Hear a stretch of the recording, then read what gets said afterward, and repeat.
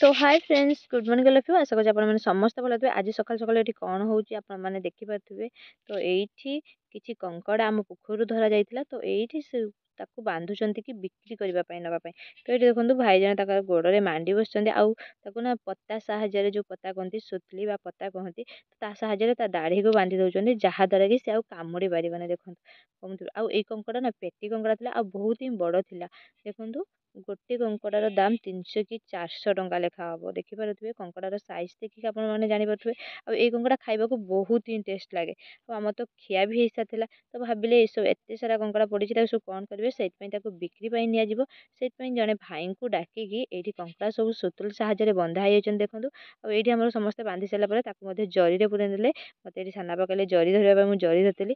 ଆଉ ଏଇଠି ନା ତାକୁ ମପା ଯାଉଛି ତାର ୱେଟ୍ କେତେ। ଦେଖନ୍ତୁ କଙ୍କଡ଼ାକୁ ପକେଇଦେଲେ ସେ ଚାଲିକି ଏଇଠି ପଳେଇ ଆସୁଛି। ଆଉ ଏଇଠି ସେଇଟା ମାପି ସାରିଲା ପରେ ତାକୁ ପଲିଥିନରେ ପୁରେଇ ଦେଲେ ଆଉ ଅଲଗା ଅଲଗା କରିକି ରଖୁଛନ୍ତି। ନହେଲେ ସେମାନେ କାମୁଡ଼ା କାମୁଡ଼ି ଲାଗିକି ସେମାନଙ୍କର ଦାଢ଼ିଟା ଯେହେତୁ ଛାଡ଼ିଦେବେ ସେଥିପାଇଁ ବାନ୍ଧିକି ତାକୁ ଅଲଗା ଅଲଗା ପଲିଥିନରେ ରଖୁଛନ୍ତି। ତାଙ୍କୁ ନେବେ ବିକ୍ରି କରିବା ପାଇଁ। ଏଇଠି ଦେଖନ୍ତୁ ଭାଇ ତାକୁ ଗୋଡ଼ରେ ମାଣ୍ଡି ବସୁଛନ୍ତି ଗୋଟେ ସାଇଡ଼୍ କଙ୍କଡ଼ା ଆଉ ସେପଟରେ ଗୋଟେ ସାଇଡ଼୍ କଙ୍କଡ଼ା ଗୋଟେ ମପା ଚାଲିଛି କେତେ ହେଉଛି, କେତେ ଗ୍ରାମର ହେଉଛନ୍ତି। ତ ସେଇଟା ଏଠି ମପା ଚାଲିଛି। ଆଉ ଏଇଠି ମଝିଆ ତାଙ୍କର ବାଲି ପକଉ ପକଉ ଘରର ଭିତରେ ତ ସିଏ ମଧ୍ୟ ଆସିକି ବସିଲେ ଦେଖିବା ପାଇଁ। ତ ମୁଁ ଭାବିଲି ଚାଲନ୍ତୁ ଆପଣମାନଙ୍କ ସହିତ ଏଇ ଭିଡ଼ିଓଟି ମଧ୍ୟ ସେୟାର କରିଦେବି। ଆଉ ଏଇଠି ସମସ୍ତେ ମଜାମସ୍ତି କରୁଥିଲେ, କଙ୍କଡ଼ାକୁ ଦେଖିକି ମଧ୍ୟ ହସୁଥିଲେ। ସେ ଦୌଡ଼ିକି ପଳାଉଥିଲେ, ତାଙ୍କୁ ପୁଣି ଧରି ପକାଉଥିଲେ ମାଣ୍ଡିକି। ସେ ଭାଇ ଜଣକ ମାଡ଼ିକି ଧରି ନେଉଥିଲେ ଏବଂ ସୁତୁଲି ସାହାଯ୍ୟରେ ମଧ୍ୟ ବାନ୍ଧି ଦେଉଥିଲେ। ଏଇଟା ହେଉଛି ସେଦିନ କଙ୍କଡ଼ା ଧରା ହେଇଥିଲା ପୋଖରୀରୁ 2ଟି। ତ ଦେଖିପାରୁଥିବେ।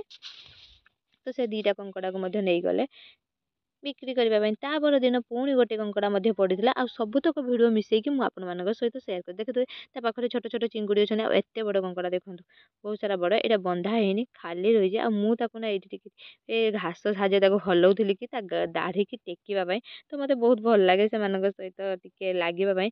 କାମୁଡ଼ି ଦେବେ ବୋଲି ଟିକେ ଦୂରରେ ଥାଇକି ତାର ଭିଡ଼ିଓଟା ବନଉଛି, ପାଖକୁ ଫୋନ୍ ନେଉନି। ଆଉ ଏ ବିଲେଇକି ଦେଖନ୍ତୁ, ଇଏ ହିଁ ସବୁବେଳେ ମିଆଁ ମିଆଁ ହେଉଥିବ। କଙ୍କଡ଼ା, ମାଛ, ଚିକେନ୍ ଯାହା ବି ଦେଖିବ ତାକୁ ସବୁବେଳେ ତାର ମିଆଁ ମିଆଁ ହେବା ଥିବ।